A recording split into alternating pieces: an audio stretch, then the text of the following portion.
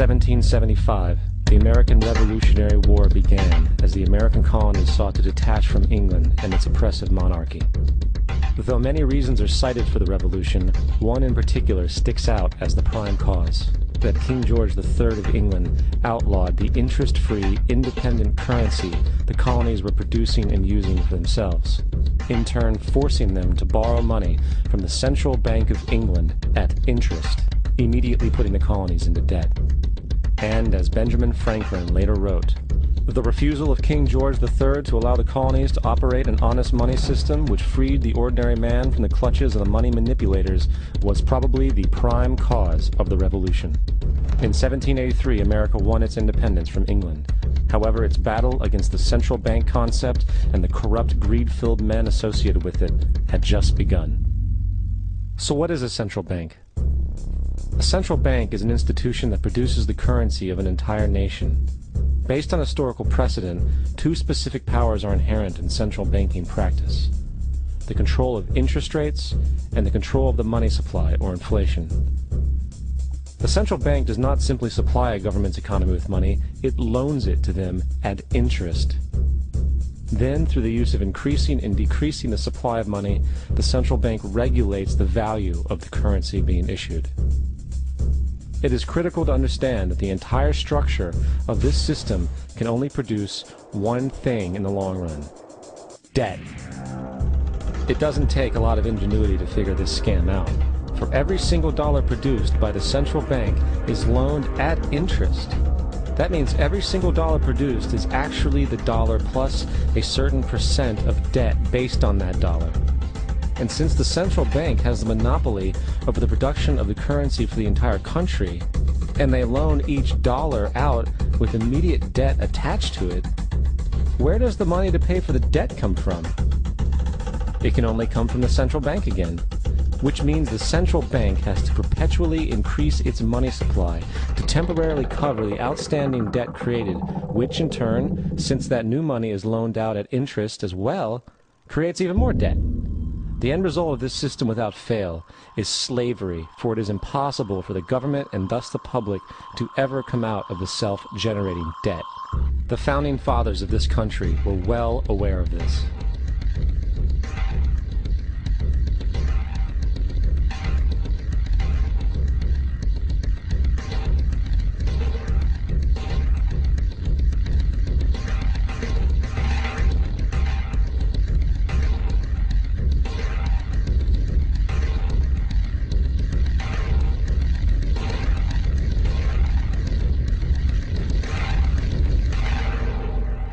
By the early 20th century, the U.S. had already implemented and removed a few central banking systems, which were swindled into place by ruthless banking interests.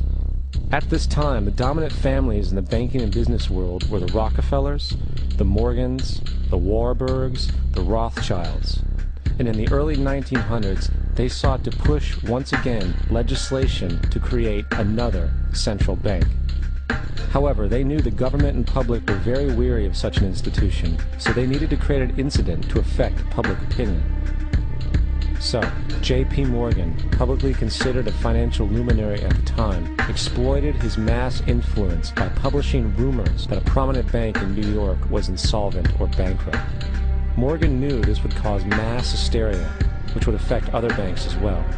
And it did. The public, in fear of losing their deposits, immediately began mass withdrawals. Consequently, the banks were forced to call in their loans, causing the recipients to sell their property, and thus a spiral of bankruptcies, repossessions, and turmoil emerged. Putting the pieces together a few years later, Frederick Allen of Life magazine wrote, "The Morgan interests took advantage to precipitate the panic, guiding it shrewdly as it progressed."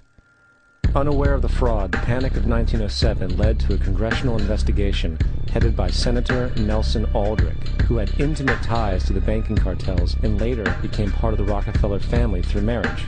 The commission, led by Aldrich, recommended a central bank should be implemented so a panic like 1907 could never happen again. This was the spark the international bankers needed to initiate their plan.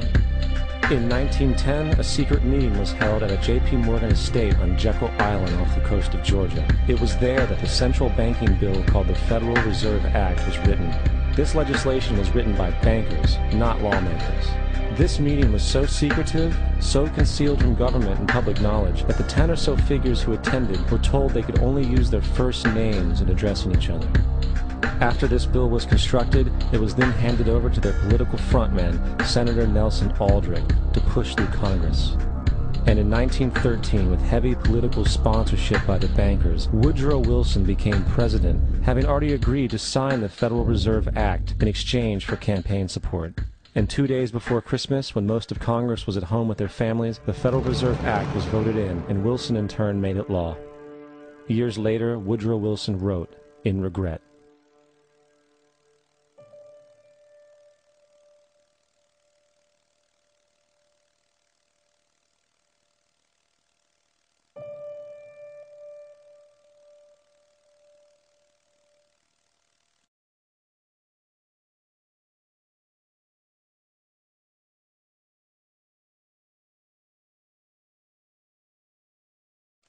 Congressman Louis McFadden also expressed the truth after the passage of the bill.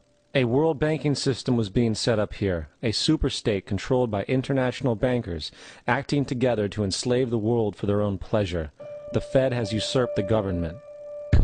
Now, the public was told that the Federal Reserve System was an economic stabilizer, and inflation and economic crises were a thing of the past.